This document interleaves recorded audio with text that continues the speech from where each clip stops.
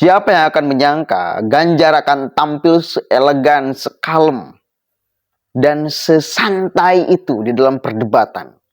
Karena saya pribadi membayangkan yang akan ribut besar-besaran di panggung perdebatan tadi malam adalah Prabowo dan Ganjar Pranowo. Ternyata situasi terbalik. Ganjar tampil santai, Ganjar tampil kalem, Ganjar tampil memukau. Yang ribut besar-besaran, yang membuka arsip-arsip lama, itu adalah Prabowo Subianto dan Anies Rashid Baswedan. Sebuah pertunjukan yang saya sangat suka dari Pak Ganjar Pranowo. Tapi ada beberapa catatan saya, catatan Pak Ganjar yang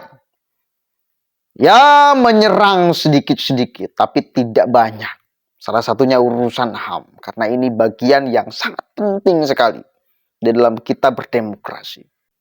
Prabowo terdiam. Prabowo bilang, udahlah, ini jangan dipolitisasi. Nanti akan saya jelaskan. Ini harus tuntas persoalan HAM ini. Bukan masalah dipolitisasi dan tidak. Potensi-potensi ini jangan sampai ada. Potensi itu jangan sampai kembali hadir. Menghantui kita sebagai anak bangsa. Kita membaca potensi. Potensi. Kita coba cek sama-sama dulu ya. Izinkan saya harus membaca data untuk mengingatkan. Pak Prabowo, karena nomor 2, saya pertanyaannya 2. Ada 12 kasus pelanggaran HAM berat yang sudah dikeluarkan mulai dari peristiwa 65, penembakan misterius, Talang Sari, penghilangan paksa sampai Wamena. Dan saya ingatkan tahun 2009, DPR sudah mengeluarkan 4 rekomendasi pada saat itu kepada Presiden. 1, membentuk pengadilan HAM ad hoc. Yang kedua, menemukan 13 korban penghilangan paksa. Yang keempat, memberikan kompensasi dan pemulihan. Dan yang keempat, meratifikasi konvensi anti penghilangan paksa sebagai upaya pencegahan. Pertanyaan saja 2. Kalau Bapak ada di situ, apakah akan membuat pengadilan HAM dan membereskan rekomendasi DPR? Pertanyaan kedua, di luar sana menunggu banyak ibu-ibu, apakah Bapak bisa membantu menemukan di mana kuburnya yang hilang agar mereka bisa berziarah? Saya persilakan. Ganjar tadi justru Anda sebut tahun 2009 kan? Ya. Jadi sekian tahun yang lalu kan? Betul. Dan masalah ini ditangani justru oleh wakil presiden Anda. Ya. Ya. Jadi apalagi mau ditanya kepada saya? Saya sudah menjawab berkali-kali, ada rekam digitalnya. Saya sudah jawab berkali-kali. Tiap 5 tahun kalau polling saya naik, ditanya lagi soal itu.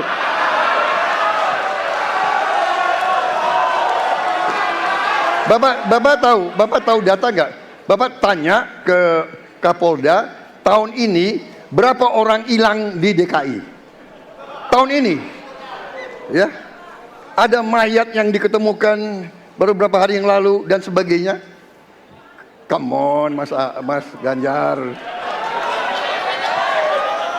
Ya, jadi saya tadi katakan, saya merasa bahwa saya yang sangat keras membela hak asasi manusia. Nyatanya orang-orang yang dulu ditahan, tapol-tapol, yang katanya saya culik, sekarang ada di pihak saya membela saya, saudara sekalian.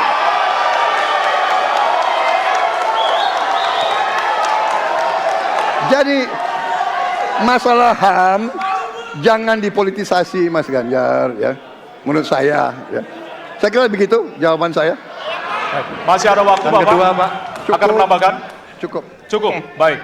Dan selanjutnya kami persilakan kepada calon presiden nomor urut 3 untuk menanggapi jawaban dari calon presiden nomor urut 2. Waktu Bapak 1 menit, dimulai dari sekarang. Prabowo ini punya ketegasan yang luar biasa. Luar biasa. Tapi sayang pada 2 jawaban ini sama sekali tidak punya ketegasan itu. Kenapa saya sampaikan? Pertanyaan saya sebenarnya 1. Apakah kalau Bapak jadi presiden akan membuat pengadilan HAM? Pertanyaan nomor kedua, apakah Bapak bisa menemukan, menunjukkan, membantu pada keluarga agar kemudian mereka bisa berziarah? Dua ini sama-sama tidak dijawab. Maka kalau kemudian saya boleh meminta, kalau saya jadi presiden, Pak, saya akan bereskan ini, Pak. Agar kemudian dalam kontestasi Pilpres berikutnya, ini tidak akan muncul lagi karena presidennya tegas menuntaskan pekerjaan itu pada eranya. Terima kasih. Loh, kok dibilang saya tidak tegas? Saya tegas akan menegakkan hak asasi manusia. Masalah yang Bapak tanyakan agak tendensius. Kenapa yang 13 orang hilang pada saat itu ditanya kepada saya? Itu tendensius, Pak Ganjar, ya. Itu tendensius. Oke, hanya bagian itu. Ganjar menyinggung persoalan HAM. Hanya itu aja. Penyerangan Ganjar kepada Prabowo Subianto. Kenapa? Karena saya juga membayangkan ini harus bisa dipastikan bila Prabowo jadi presiden tidak akan lagi melakukan atau mudah-mudahan memang tidak pernah dilakukan. Ya meskipun sudah banyak yang mengatakan bahwa salah satu aktor utamanya adalah Prabowo Subianto, maka potensi-potensi ini kembali diungkit, diungkap. Karena jangan sampai mengerikan sekali. Dan Prabowo memang harus meyakinkan kepada masyarakat tidak akan ada lagi, harus dipastikan tidak akan ada lagi hal semacam itu. Itu tendensi. Kalaupun kemudian itu tendensi, ya memang tendensi. Dan itu harus dijawab oleh Prabowo Subianto dan harus diyakinkan kepada masyarakat. Itu harus loh. Itu penting. Itu wajib dijawab. Mengerikan kalau memang kejadian di masa mendatang, kalau memang Prabowo jadi presiden. Itu membaca potensi.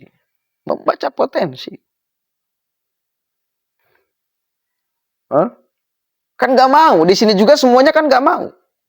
Apalagi kalau kita melihat karakter Prabowo. Satu kali lagi saya katakan.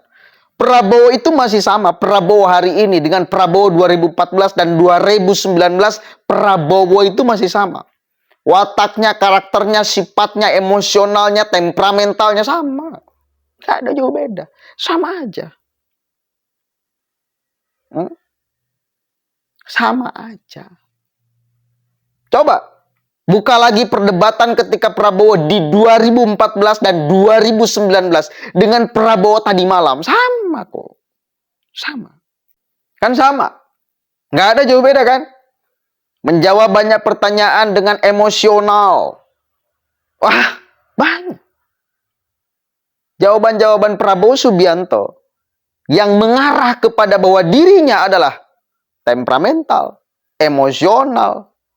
Ya gitulah Bapak Prabowo. Dan bahayanya bila memimpin negara ini dengan hanya mengandalkan emosional, bahaya. Dan saya kalau melihat perdebatan tadi malam, kok pede ya? Ganjar akan lebih diminati daripada kedua capres itu. Saya curiga ke sana. Gayanya Pak Ganjar yang diubah. Bayangan kita akan menyerang, ternyata tidak. Ada sedikit-sedikit biasa aja itu. Pertanyaan yang kemudian itu juga publik harus tahu jawaban Prabowo seperti apa. Bukan penyerangan secara person seperti yang dilakukan oleh Anies kepada Gibran. Bukan. Lebih soft, lebih kalem, lebih santai, lebih elegan, lebih luar biasa lah. Dan saya yakin masyarakat akan terbuka matanya melihat tampilan memukau dari Ganjar Pranowo. Dan kita akan lihat, perdebatan masih ada beberapa kali ke depannya. Mudah-mudahan Pak Ganjar masih tetap sama. Tampilan, gaya, karakter, dialognya. Karena itu cantik sekali sih menurut saya. Jadi yang ketiga itu malam, yang paling cantik tampil memukau, tampil elegan, hanya Ganjar. Keduanya, Prabowo dan Anies, ribut, nah biarkanlah.